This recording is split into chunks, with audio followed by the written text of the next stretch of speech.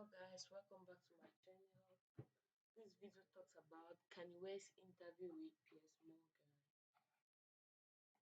Yeah, thank you very much indeed for joining Piers Morgan Uncensored. My first question for you, I guess, is an obvious one. What do you hope to achieve from our conversation? That right there, being uncensored. In American media, it's very censored.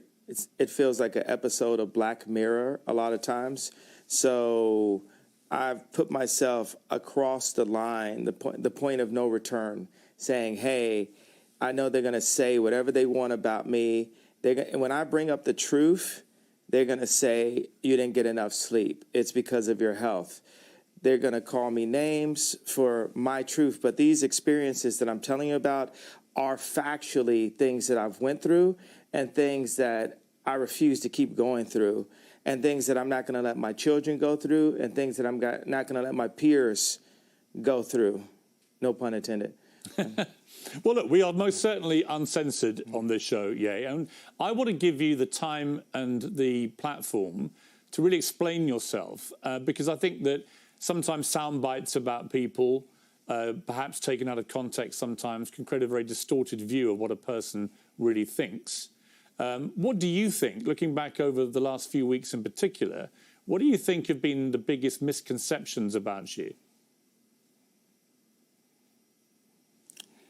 Well, I think there's a left agenda to silence anyone that goes against the agenda. Let's go back to Trump running for office back in 2015. Everyone that was around me in my industry, in the entertainment industry, told me that my life would be over. I would be on the wrong side of history. I've even had threats to my life for wearing the Trump hat.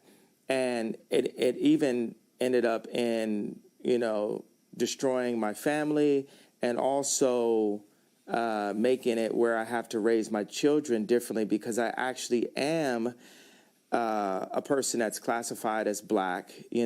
I classify myself as Jew, but a person that's classified that had been given that title in America as Black, in America, that I'm supposed to stay in a block of a vote. You never heard the term white vote. So why is there a term Black vote? How is that okay? It sounds just as racist as a Black drinking fountain. And my dad, called me. He said, the thing that the left fear about Ye or makes me the most dangerous is I'm rich. And that's the point. Tupac told me back in the days, you had to get your money right and then you go to war. So I'm going to war. I don't have endless resources. I only have maybe, honestly, only maybe $120 million in my account. But what I'm not going to let happen is I'm not going to let my kids take over Yeezy someday and have a boardroom telling them what to do and talking behind their back. I'm not going to let that happen to my children. So I have to fight right now. And the other powerful icons in Black music, when they were at the top of the game, they didn't fight at that point. They were too afraid of losing whatever they had. So by the time they wanted to make a difference, by the time Bill Cosby wanted to buy NBC, he didn't have the Cosby Show at that time to be able to stand up when they wanted to literally throw him in jail, where they actually did throw him in jail. So people have to understand just the bravery. There's so many people everywhere. I know everyone can relate to being afraid to say what you're going to feel because you feel like you're going to lose something. So whether you agree with me or not, I believe people are going to feel the fact that someone is brave enough to say something. Every day I do 5 things that people have been historically killed for. Every day. And it's just, I want to prove, first of all, I am Jew also. The 12 lost tribes of Hebrew. Do the math. Do your research on it. We have got our culture ripped from us and then told we were just simply void of color, which is another definition for Black. But if we knew we were a culture and knew we were a people, the way the Jewish people know, then we wouldn't abort ourselves. We wouldn't shoot each other dead in the streets and then rap about it. We wouldn't brag about, having sex with each other's wives. We would keep our families together and we would do business together. The most dangerous place for a black person in America is actually in our mother's stomachs, because 50% of black deaths a year in America is abortion currently.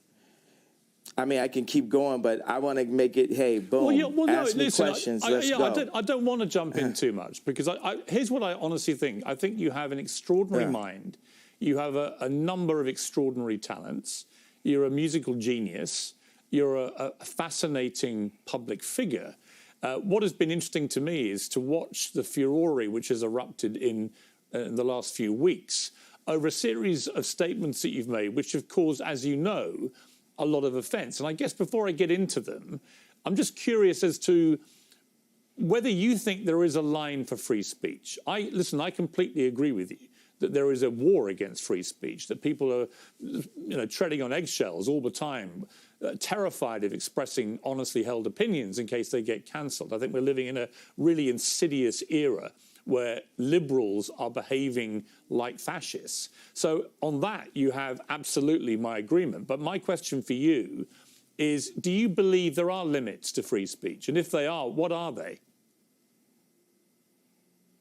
There are no limits to free speech. It's all context, right? Tarantino can write a movie about slavery where actually him and Jamie, they got the idea from me, because the idea for Django, I pitched to Jamie Foxx and Quentin Tarantino as the video for Gold Digger. And then Tarantino turned it into a film. But in that film, he puts a context, he creates a context where Leonardo DiCaprio is allowed to use the word multiple times within that context. So Hollywood's job is to frame things, and they allow what context, what content is accepted and what's not. We have our thoughts.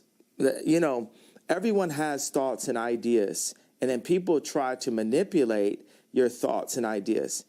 In order for humanity to move forward, we have to be free to think and then to actualize. I like the word actualize better than execute. If you think about execute's a negative word, actualize to be more positive, except for the fact that it has the word act in it, and everyone's an actor, especially in Hollywood. I'm like top 5 writers in human history, so I really get into the power of words, and I feel very akin to Capote, Freud, Nikola Tesla, Da Vinci, Matisse, more Matisse than Picasso, more African Cubism than Matisse. So I just do that. I throw out that kind of for the liberals. And that's the funny thing. It's like liberals let me hold you up on that. Me. On Matisse, when you say you're more Matisse than Picasso, as somebody who's a fan of Matisse and Picasso, actually, I spent a lot of time in Saint-Tropez where they all used to paint together. Why do you say Matisse? What is it about Matisse that you feel an affinity with? I feel like Drake is more Picasso and Ye is more Matisse. When we talked about, when me and Drake went to do the show last year for prison reform and to bring awareness to the incarceration of Larry Hoover, I sent him articles about the relationship of Matisse and Picasso and the need for these people. You need to have that. I need to go into the bar and go to Starbucks. That's a form of a modern day bar, right? And just hear Drake's song playing back to back. And Drake needs to go into that same Starbucks just in a different city and see people wearing Yeezys. And it puts us both back into the studio. And, God sets up these almost similar characters, these doppelgangers.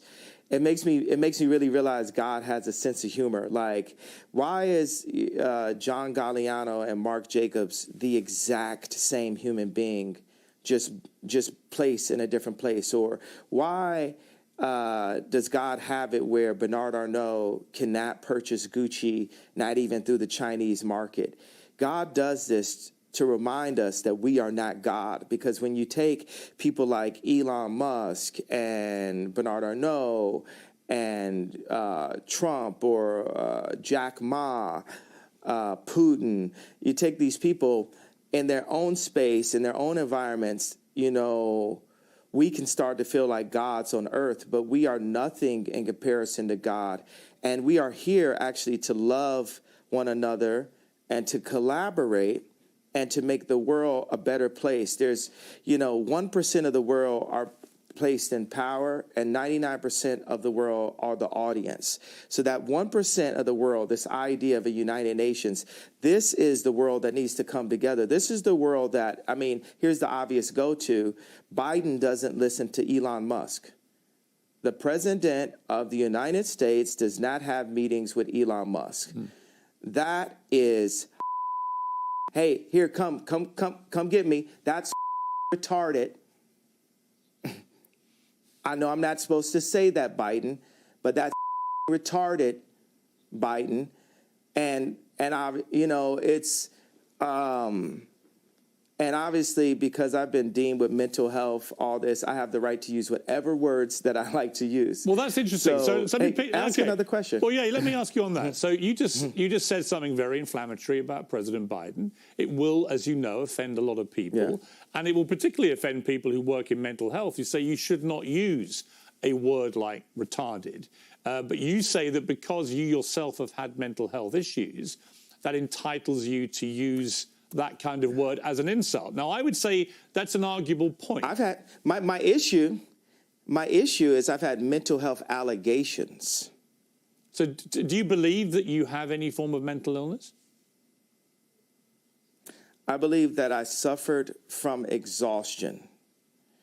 I suffered from being lied to constantly by the people around me. And I believe those things can drive anyone to a point of maximum exhaustion. But I also believe that I'm extremely brilliant and I'm here to make the world a better place. And I'm tired of the left media trying to pick on me.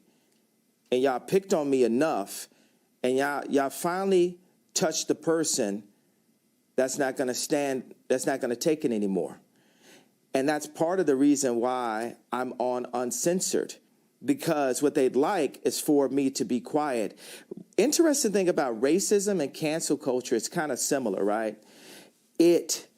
Racism works on itself. I can go into the Gucci store at age 18 and I just assume that people think that I'm about to steal, so I buy more things. With cancel culture, when I brought Marilyn Manson on stage with me when he was dealing with allegations, my stepbrother Marilyn was canceling himself. So many people comment on my White Lives Matter t-shirt. There's people who are saying right there in Fashion Week, when are you going home? I'm so afraid. People thought I was going to cancel myself. I'm not going to cancel myself. I'm going to keep on delivering what I feel, because guess what? It's very split opinions, by the way. If I talk to a black person that makes under $1 million a year, they really relate to the George Floyd comments and feel hurt that I would even bring it up and question the approach. They have multiple documentaries on the death of JFK, but we're just supposed to believe this one media outlet version that preyed on our trauma and our pain. And then if I talk to rich black people or white people, Jew or Catholic or atheist, they're really into the Jewish media comment because it affects their business interests. Okay, well, look, and it was really interesting. Let me just pick you up on the two things you've mentioned. The first one is what you said about George Floyd. And the reality of that, it's not a media interpretation of how he died, because the Hennepin County Chief Medical Examiner concluded that Floyd died from cardiopulmonary arrest. His heart stopped, complicated by the way the police restrained him and compressed his neck.